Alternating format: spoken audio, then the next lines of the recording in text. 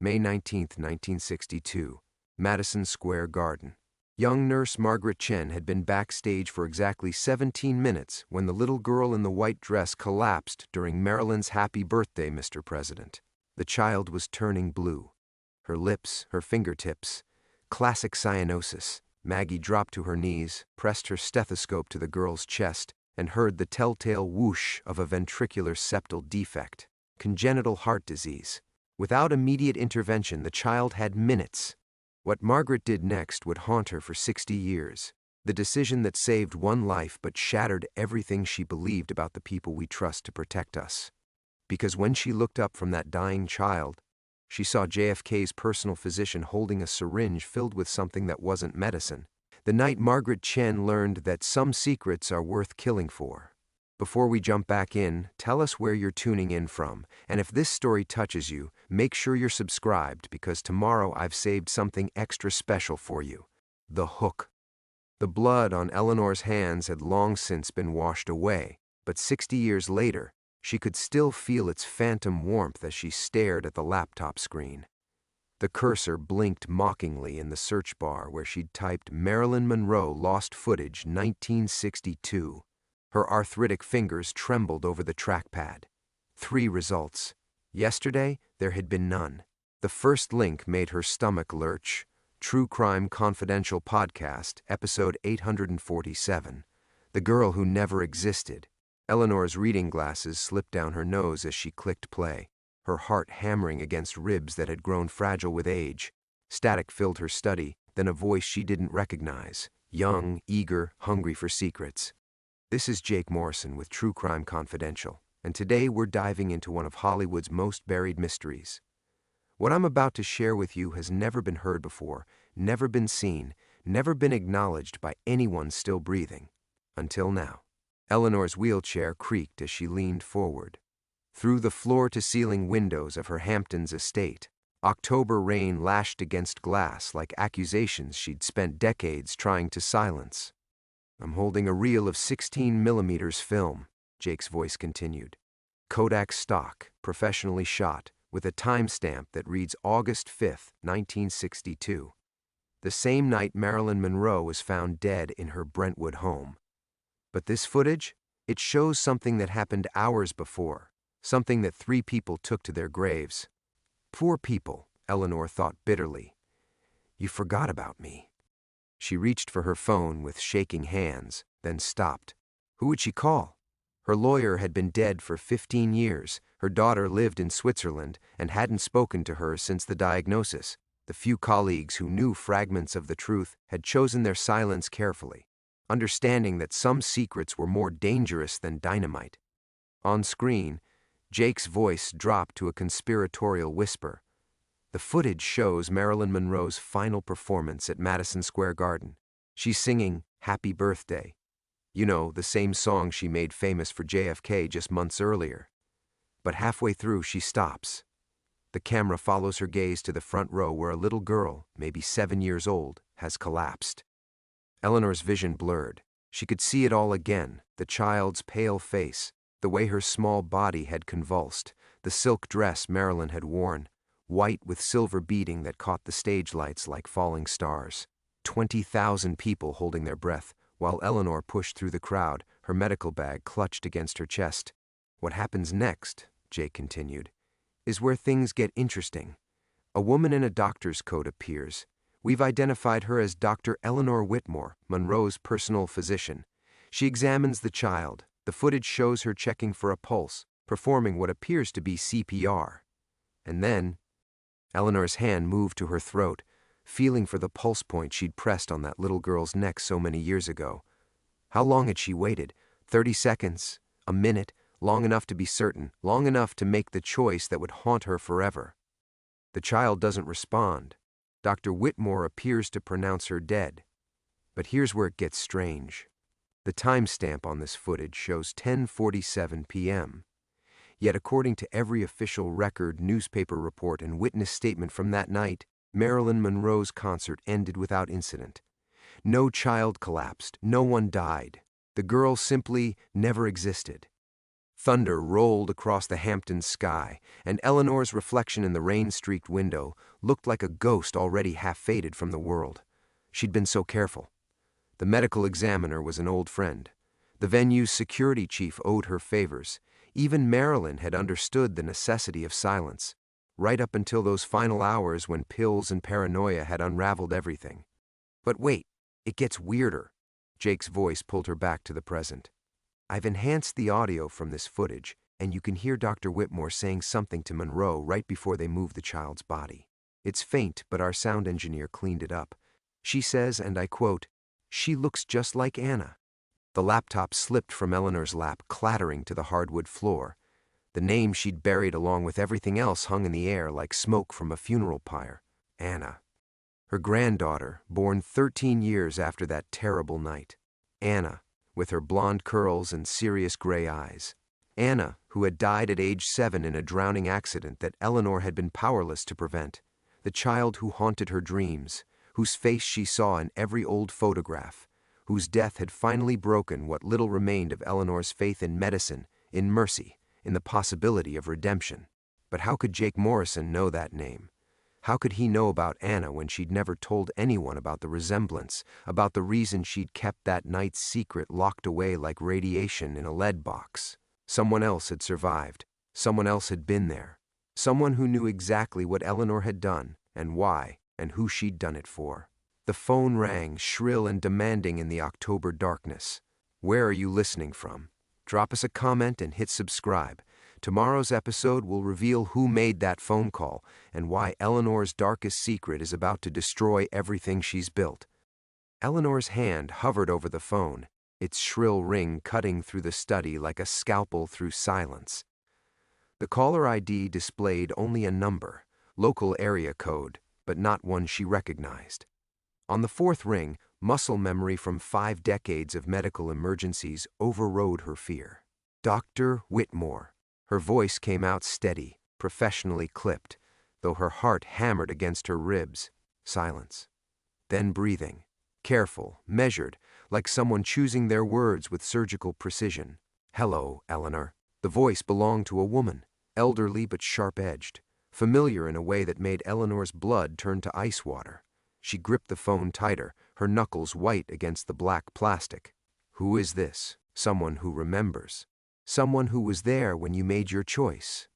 Eleanor's wheelchair creaked as she turned toward the rain-lashed windows. The Hamptons estate stretched into darkness, 3 acres of carefully manicured solitude she'd purchased specifically for its isolation. The nearest neighbor was half a mile away. No one could see her lights, hear her conversations, witness her ghosts. "I don't know what you're talking about." A soft laugh, bitter as medicine. "Oh, Eleanor. After all these years, are we really going to play pretend? I heard the podcast too. Young Mr. Morrison is quite thorough, isn't he?" Eleanor closed her eyes, and suddenly she was back in that humid August night, the smell of cigarettes and champagne thick in Madison Square Garden's air. Marilyn's voice had been hypnotic, seductive, even while singing the innocent birthday song. The audience swayed like wheat in an invisible wind. 20,000 people unified by the spell of proximity to greatness, and then the child had fallen. She was already gone when I reached her. The words escaped before Eleanor could stop them, a confession 50 years in the making. Cardiac arrest.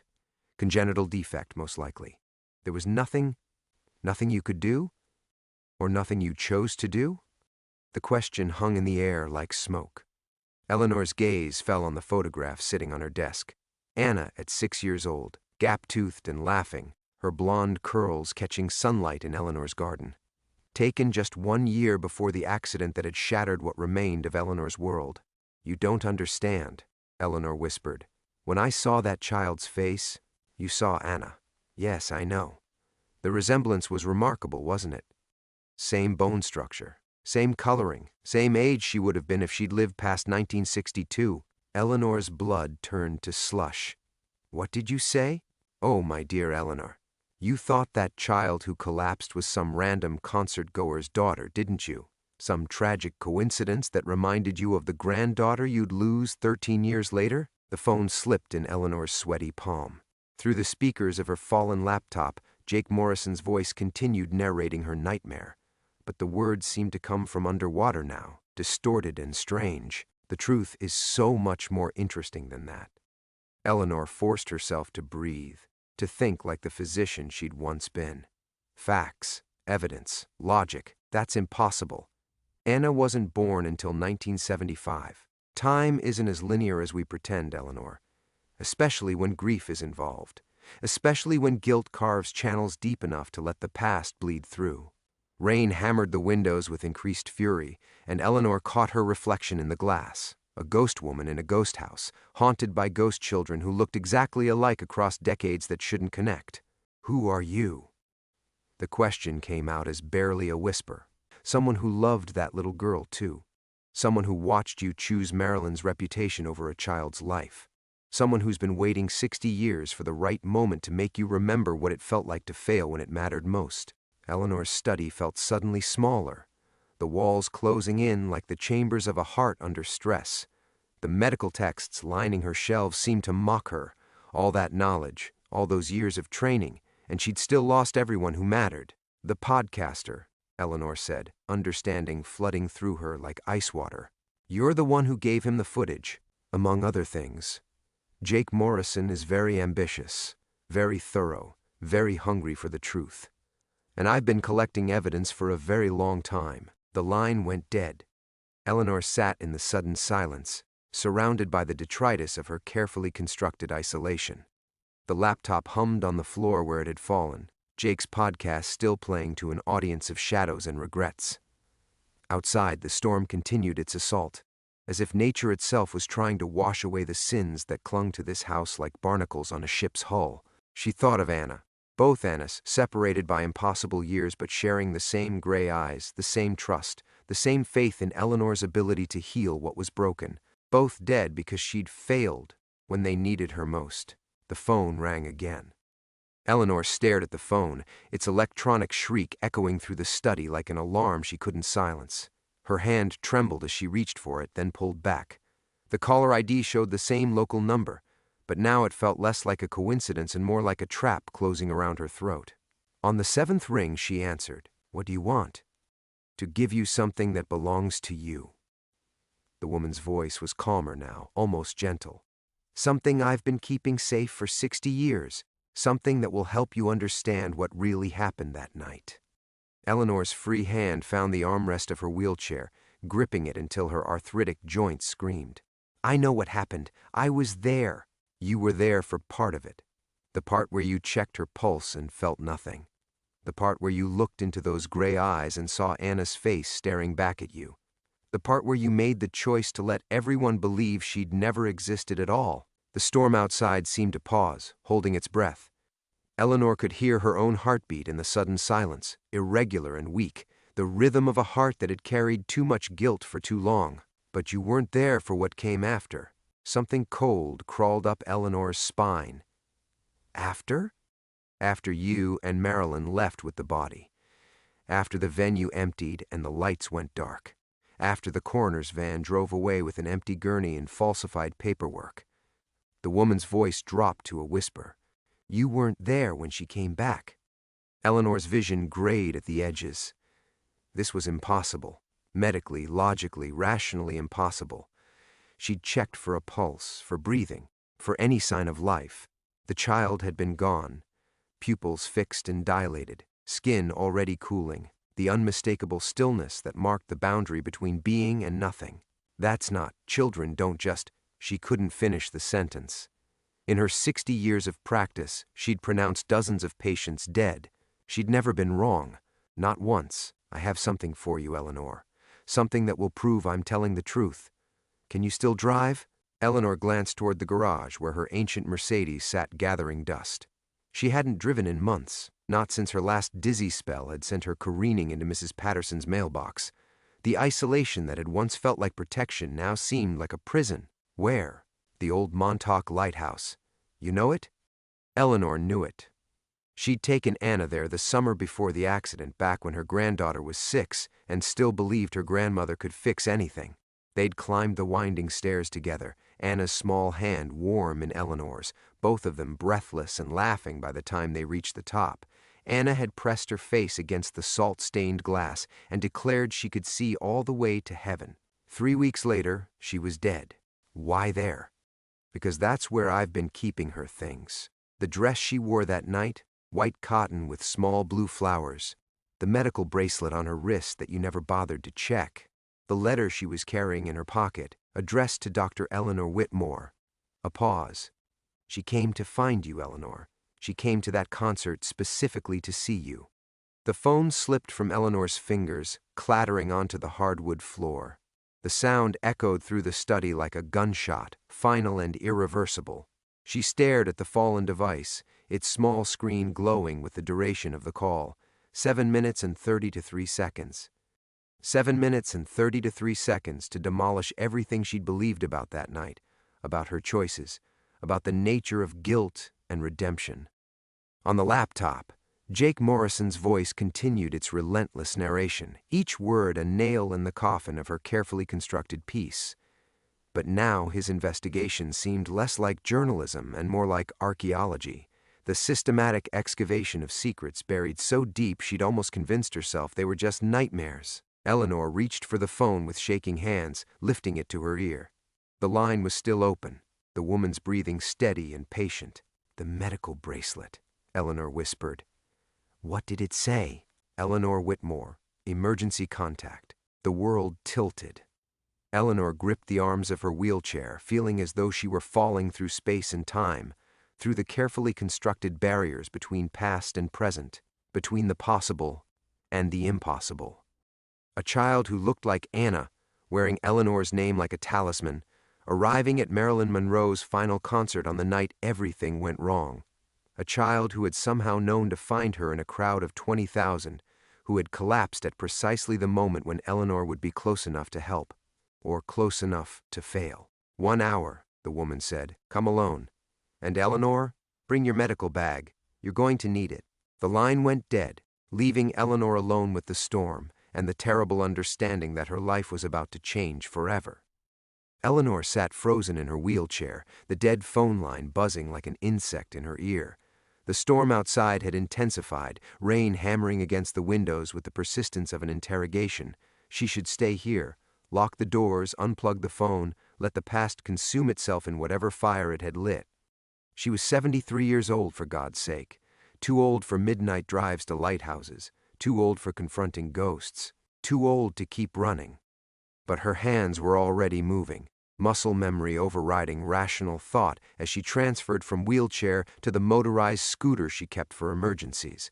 The medical bag sat in her bedroom closet where it had gathered dust for 5 years, a relic from the days when she still believed she could save people.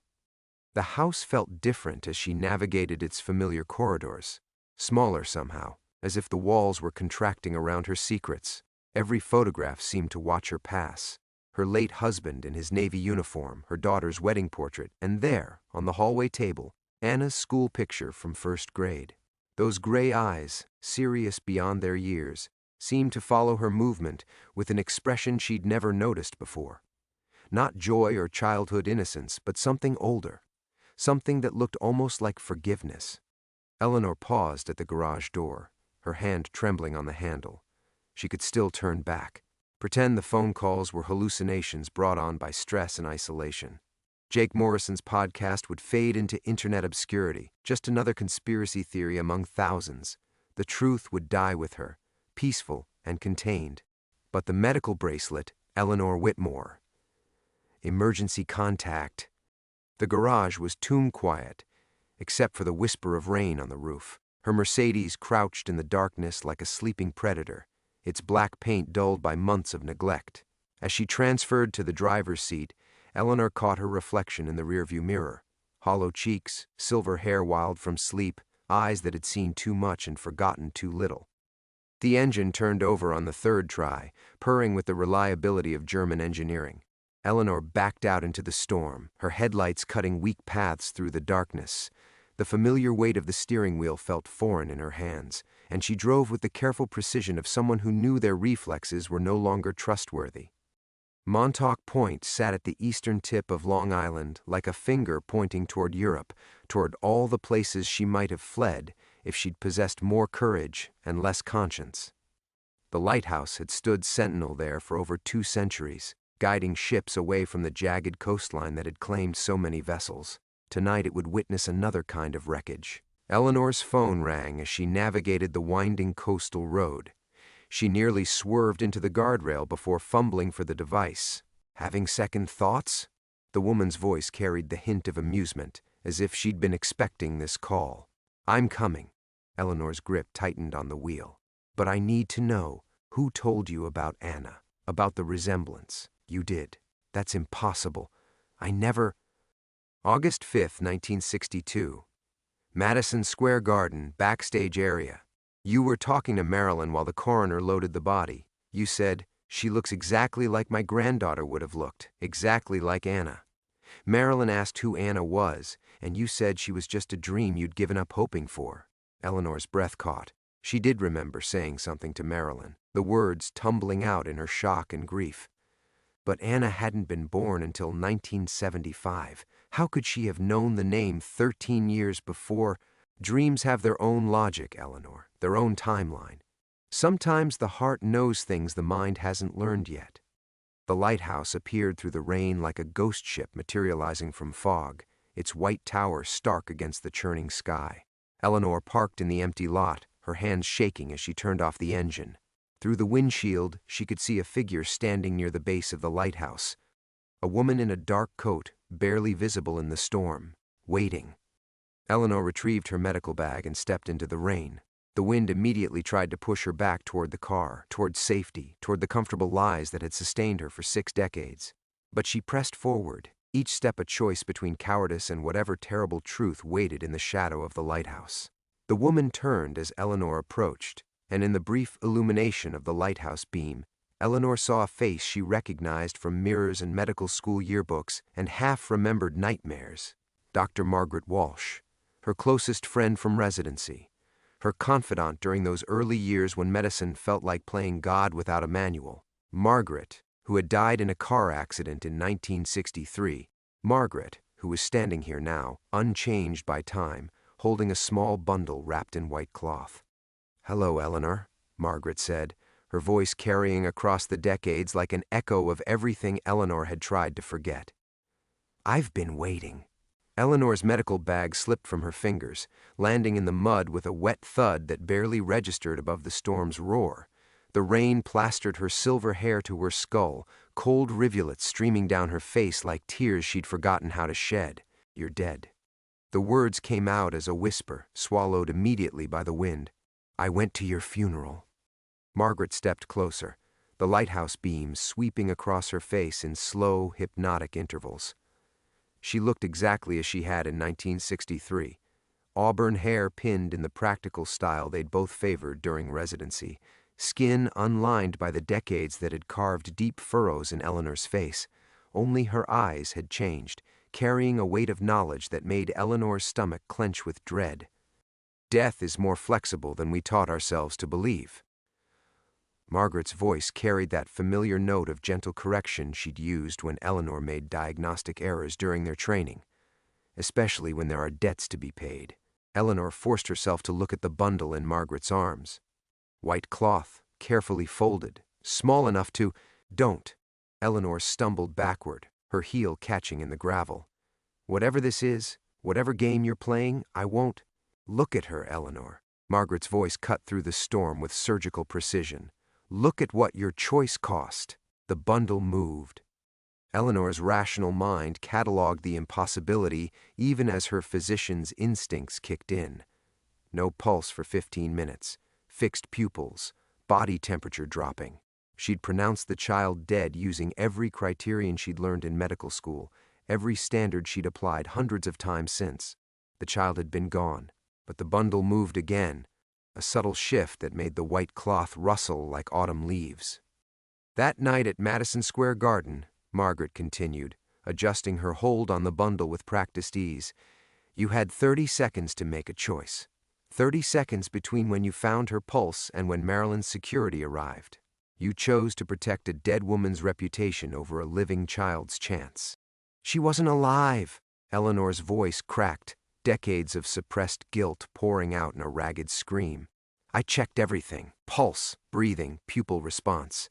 She was gone, Margaret, gone. Her heart had stopped, yes. But cardiac arrest isn't the same as death, is it, Eleanor? How many patients did you resuscitate during your career? How many times did you bring someone back from that gray space between breathing and not breathing? The lighthouse beam swept over them again, and in its brief illumination, Eleanor saw Margaret's expression, not accusatory, but infinitely sad. The face of someone who'd carried unbearable knowledge for 60 years. You know the answer, Margaret continued.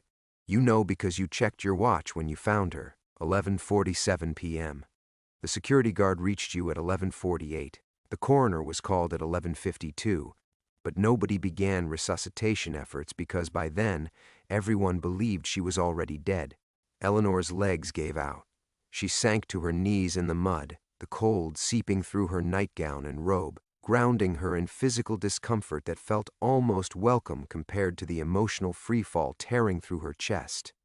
The bracelet, Eleanor whispered. You said there was a medical bracelet. Margaret knelt beside her, close enough that Eleanor could smell the familiar scent of the lavender soap they'd both used in medical school. Impossibly, she was warm despite the rain, solid despite being 6 decades dead. Severe arrhythmia, congenital long QT syndrome, treatable with immediate intervention. Margaret's voice dropped to barely audible. Her parents had listed you as emergency contact because you'd consulted on her case 3 months earlier.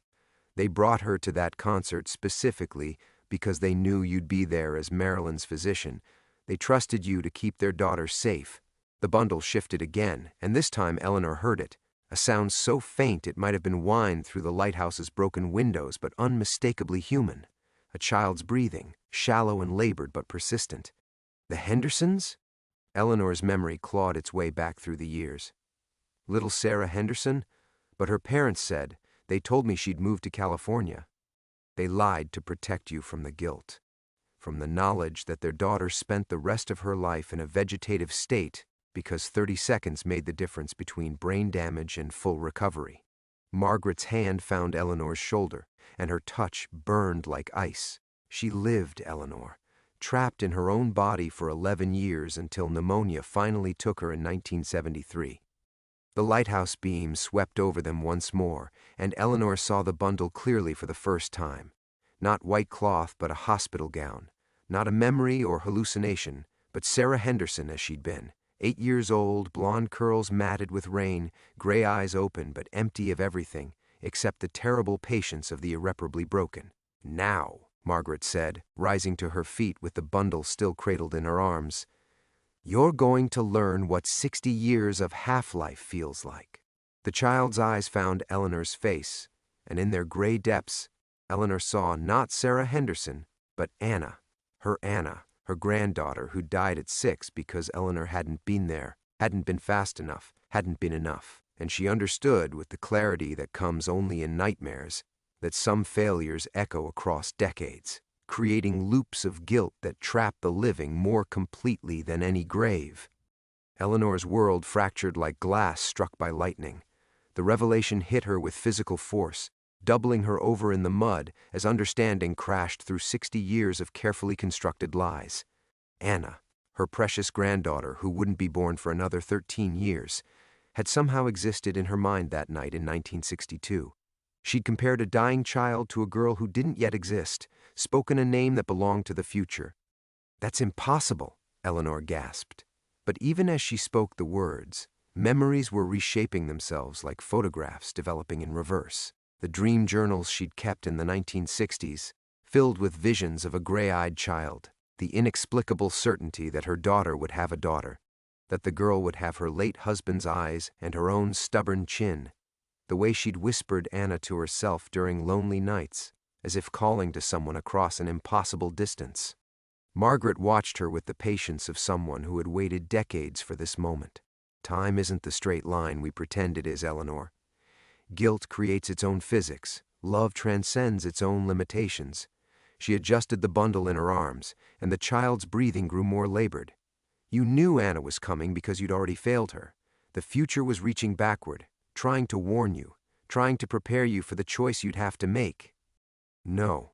Eleanor struggled to her feet, mud and rain streaming down her face.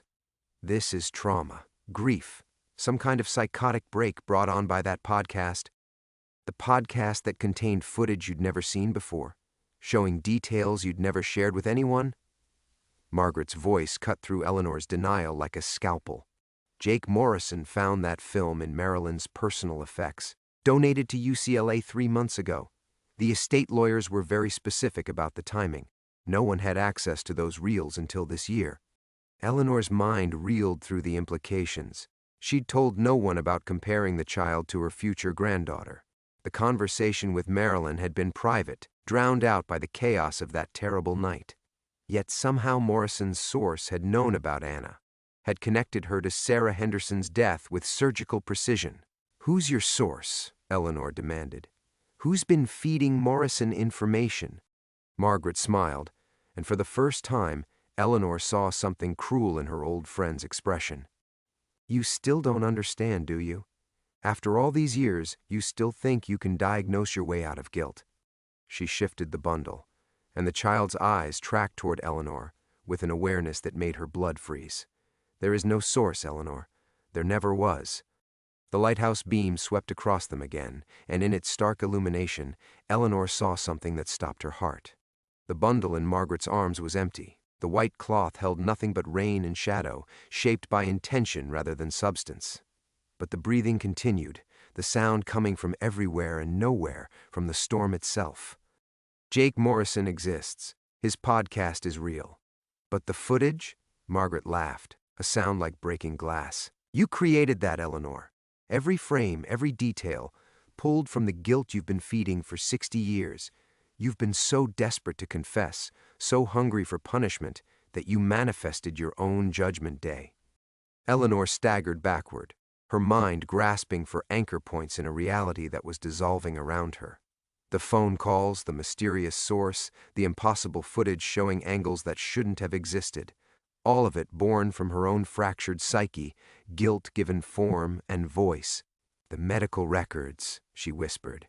"Sarah Henderson's condition. Real. Her death was real. Your failure was real." Margaret took a step closer, and Eleanor could see through her now, the lighthouse beam revealing the storm-lashed rocks beyond. "But everything else? The elaborate conspiracy you've imagined? The careful orchestration of your exposure? That's just your mind finally refusing to carry the weight anymore." Eleanor's legs buckled.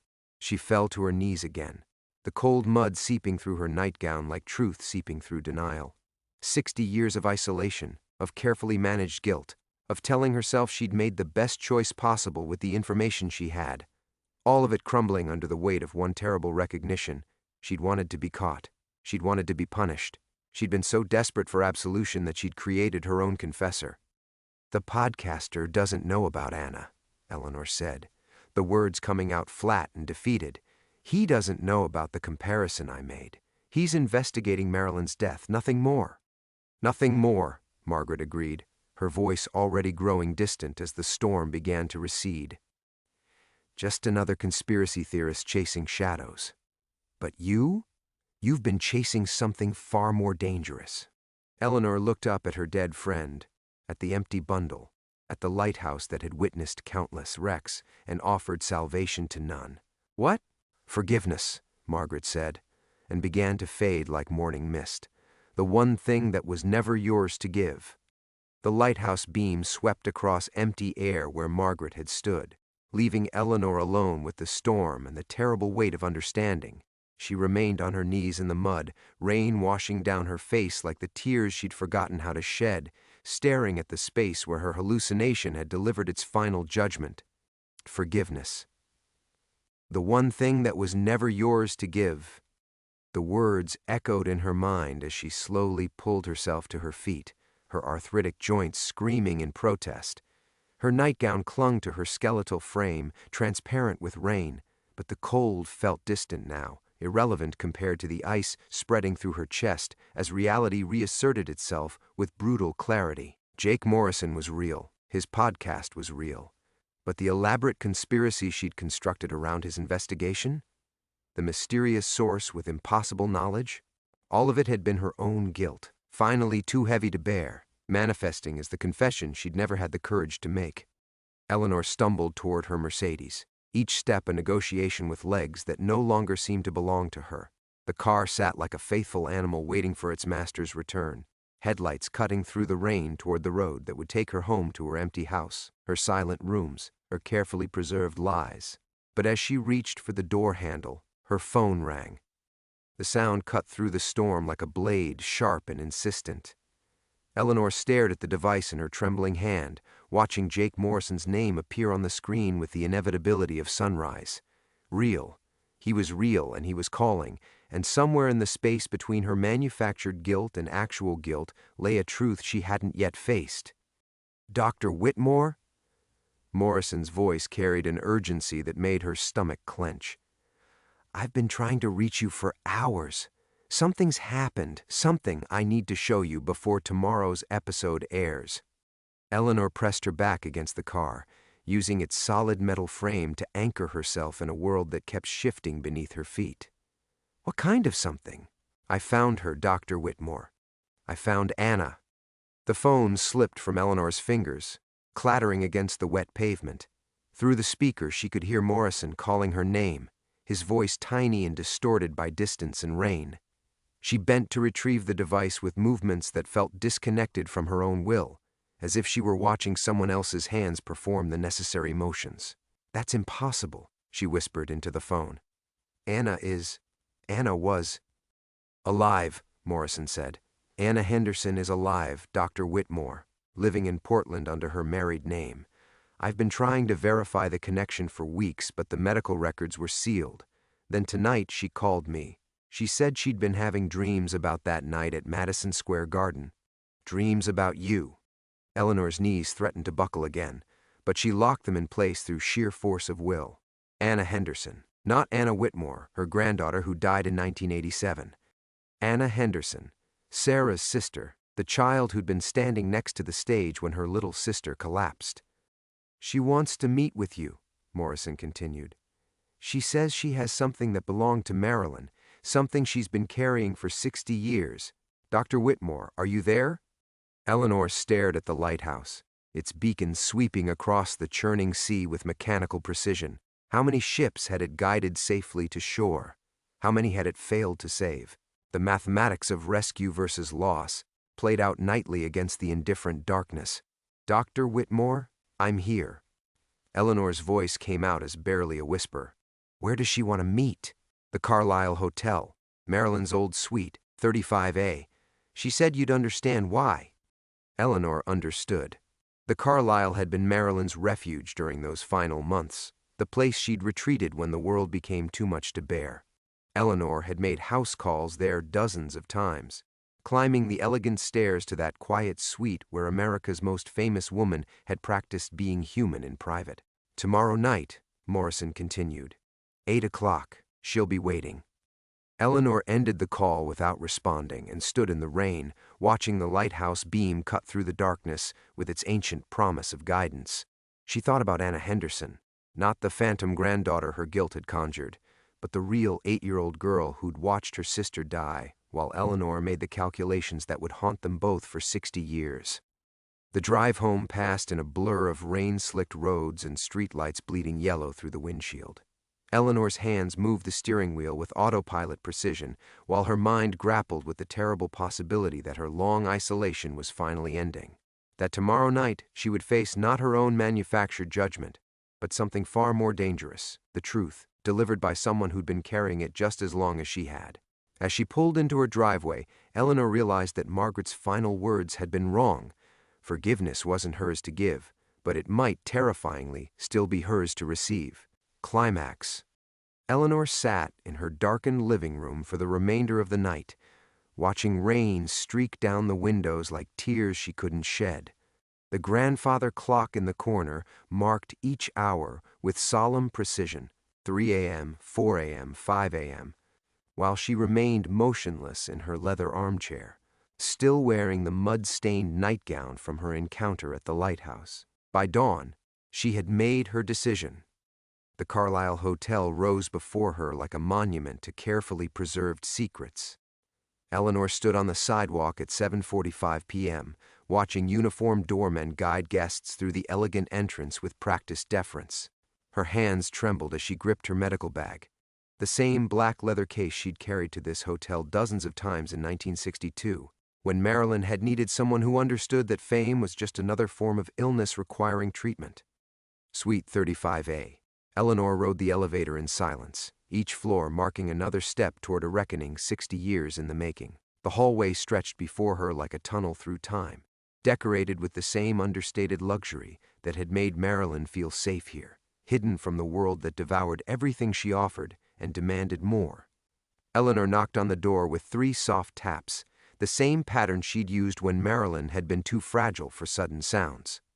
The woman who opened the door was 71 years old, with silver hair pulled back in a neat chignon and gray eyes that had haunted Eleanor's dreams for decades. Anna Henderson Valdez still carried traces of the 8-year-old who had stood helplessly beside the stage, watching her sister collapse while America's most famous woman sang about heartbreak to 20,000 strangers. Dr. Whitmore. Anna's voice carried no anger, only a weariness that Eleanor recognized in her own bones. Please, come in. The suite had been preserved exactly as Marilyn had left it. Cream-colored furniture, soft lighting, the kind of anonymous luxury that allowed famous people to forget themselves for a few precious hours. Anna gestured toward the sitting area, where Eleanor had once listened to Marilyn practice scenes for a film she would never complete. "I brought something for you," Anna said, settling into the chair across from Eleanor. She reached into a small handbag and withdrew an object that made Eleanor's breath catch. A medical bracelet, tarnished silver with a red caduceus symbol, the emergency information still legible after 6 decades. Eleanor's hands shook as she accepted the bracelet. "Sarah's?" She was wearing it when she collapsed. "When you pronounced her dead." Anna's voice remained steady, but her fingers twisted in her lap. "I took it from her wrist while everyone was focused on Marilyn. I was 8 years old, and I knew my sister was gone, and I thought if I kept something of hers close to me, maybe she wouldn't be all the way gone." Eleanor examined the bracelet through tears that finally, mercifully, came. The inscription was clear: Sarah Marie Henderson, age 8, congenital long QT syndrome, emergency contact Dr. Eleanor Whitmore. "You were listed as her emergency contact," Anna continued, "because you'd treated her 3 months earlier when she had an episode during a school play. My parents trusted you completely. They brought her to that concert specifically because they knew you'd be there, and they thought," her voice broke slightly, "they thought if anything happened, she'd have the best possible care." Eleanor set the bracelet down with infinite care, as if it might shatter under the weight of 6 decades of guilt. "Anna, I need you to understand. When I found Sarah, she had no pulse, no respiratory effort, fixed pupils. I followed every protocol." "I know." Anna leaned forward, her gray eyes meeting Eleanor's with startling directness. "I've spent 60 years learning about cardiac arrest, about resuscitation windows, about the difference between clinical death and biological death. I became a nurse, Dr. Whitmore. I specialized in pediatric emergency medicine. I know exactly what you faced that night." The confession Eleanor had rehearsed for decades crumbled in her throat. She had expected anger, accusations, demands for justice. Instead, she faced something infinitely more devastating, understanding from someone who knew the weight of impossible choices. "Sarah had been without a pulse for 14 minutes when you found her," Anna continued. "Even with immediate intervention, even with perfect conditions, her chances of meaningful recovery were less than 5%. You had 30 seconds before Marilyn's security team arrived. 30 seconds to decide whether to begin resuscitation efforts that would likely fail while creating a media circus around a child's death." Eleanor finally found her voice. "I chose to protect Marilyn's concert, to preserve some dignity for your family. I chose wrong." "No," Anna said simply. "You chose like a physician, based on medical reality, not magical thinking." She reached across the space between them and took Eleanor's hands in hers. "My parents never blamed you, Dr. Whitmore. They grieved, yes, but they never blamed you." Eleanor felt something fundamental shifting inside her chest, like ice finally beginning to crack after a lifetime of winter. Then why did you want to meet? Why now? Anna smiled through her own tears. Because my sister Sarah had a daughter. She lived long enough to fall in love, to marry, to give me a niece who's about to become a doctor herself. And I thought you should know that sometimes the story doesn't end where we think it does. In that moment, Eleanor understood that forgiveness had never been hers to give or receive. It had always belonged to time itself, and to the grace that grows slowly in the spaces between guilt and understanding. Eleanor stared at Anna's words, feeling them settle into the hollow spaces where guilt had lived for so long. I don't understand. Anna released Eleanor's hands and walked to the window overlooking Madison Avenue, where the city moved in its eternal rhythm of lights and shadows. Sarah didn't die that night, Dr. Whitmore. Not completely. Anna, I checked for vital signs. I followed every protocol. I know you did. Anna turned back, her face soft with something Eleanor had forgotten existed. Peace. But what you couldn't have known, what none of us knew until years later, was that Sarah's collapse triggered something the doctors called a suspended animation state. Her body shut down so completely that even medical instruments couldn't detect life signs. It lasted 18 minutes. Eleanor felt the room tilt around her. That's medically impossible. That's what every cardiologist said, until they started documenting cases in the 80s. Extreme hypothermic responses in children with congenital heart defects, the body's last-ditch effort to preserve brain function. Anna's voice carried the weight of someone who had spent decades learning to speak the impossible. The paramedics found a faint pulse in the ambulance. Sarah survived, Dr. Whitmore. She lived to be 63. The medical bracelet seemed to pulse in Eleanor's palm like a beating heart. 60 years of self-imposed exile, 60 years of carrying the weight of a child's death, and Sarah Henderson had been alive all along. The irony was so profound it felt like divine intervention dressed as cosmic joke. Why didn't you contact me? Why didn't your family? Because we thought you knew. Anna's laugh held no bitterness, only the exhaustion of carrying someone else's guilt for too long. We assumed the hospital had updated you, that you'd received the medical reports. When you never reached out, when you disappeared from practice so suddenly, we thought— She paused, choosing her words carefully. We thought you were protecting our privacy, avoiding publicity that might hurt our family. Eleanor closed her eyes and saw herself at 38, standing in her Park Avenue office the morning after that terrible night, drafting her letter of resignation while imagining Sarah Henderson's parents planning a funeral. She had been so certain of her failure, so consumed by her guilt, that she had never thought to follow up. Professional protocol demanded distance after patient death. She had simply vanished. I've been hiding for 60 years, Eleanor whispered, from a death that never happened. And I've been carrying forgiveness you never needed, Anna replied. Sarah often talked about you in those final years. She became a teacher, Dr. Whitmore. She said you gave her a gift that night. You let her experience dying without fear, because when she came back, she realized how precious ordinary moments really were. Eleanor opened her medical bag and withdrew the bottle of pills she had been carrying for months, the ones meant to end her own guilt when it became unbearable. She set them on the table between herself and Anna, their rattle against the wood sounding like dice thrown by fate itself. I was going to, after tonight, I thought. I know. Anna reached across and closed Eleanor's hand around the bottle. But maybe instead you could try something harder. Maybe you could try living with grace instead of guilt.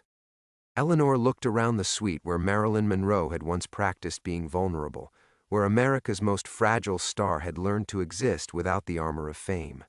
The walls held secrets of other broken people who had found temporary peace in expensive anonymity, who had discovered that healing sometimes required the luxury of being unknown. What happens now? Eleanor asked. Anna smiled, and for the first time, Eleanor could see the 8-year-old girl she had been, standing beside a stage while her sister experienced what mystics called the little death, the practice round before the final journey. Now you go home. You call Jake Morrison and tell him the story he's really been looking for. Not a conspiracy about Marilyn Monroe's death, but a story about how guilt can become its own kind of prison, and how love sometimes wears the face of letting go. Eleanor stood slowly, her arthritic joints protesting the movement, but no longer feeling like instruments of punishment. She tucked Sarah's medical bracelet into her pocket, beside her heart, where it would remind her that some miracles take 60 years to reveal themselves. At the door, Anna embraced her with the tenderness of someone who understood that healing often felt like grief, the sadness of releasing pain that had become identity, the strange mourning required when guilt finally transformed into something resembling wisdom. Eleanor walked through the Carlyle's lobby for the last time, past the doormen who had witnessed countless arrivals and departures, past the mirrors that reflected both who she had been and who she might still become. Outside, Manhattan hummed with its ancient song of second chances, and Eleanor Whitmore, no longer hiding, no longer carrying death that had never happened, stepped into the forgiving darkness of a world where stories sometimes ended better than their tellers dared to hope.